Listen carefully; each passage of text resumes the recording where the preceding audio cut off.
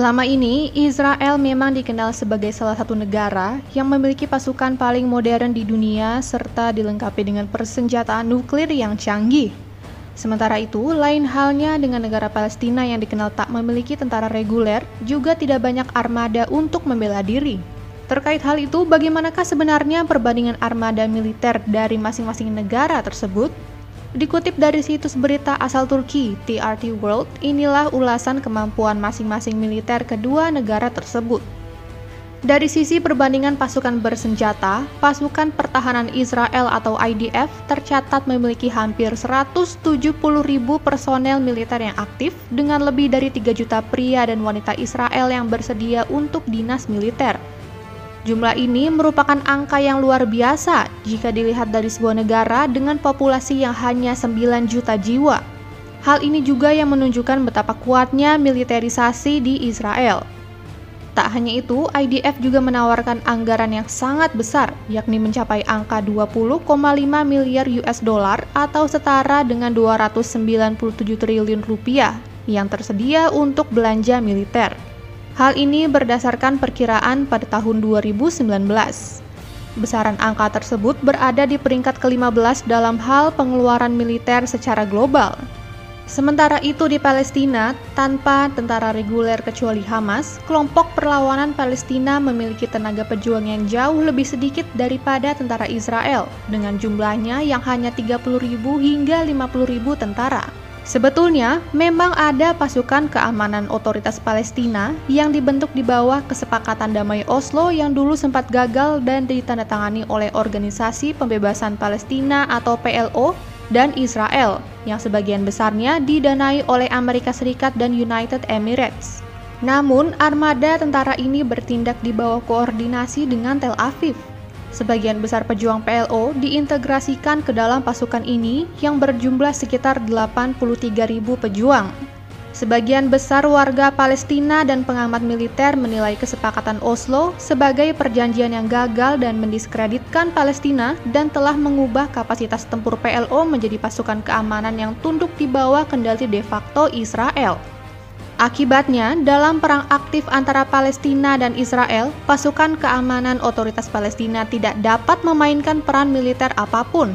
Sedangkan dari perbandingan senjata, armada Israel memiliki berbagai senjata canggih yang diproduksi oleh industri militer dalam negerinya.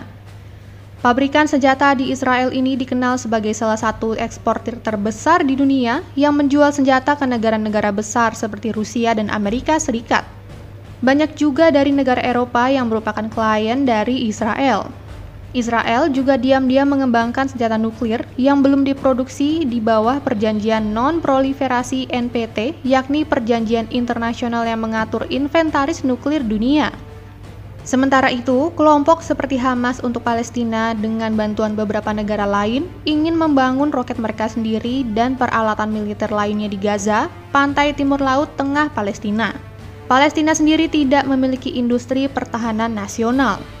Menurut perkiraan, Angkatan Udara Israel memiliki setidaknya 684 jet tempur dengan 34.000 personel yang aktif, sedangkan Palestina tidak memiliki satupun pesawat terbang.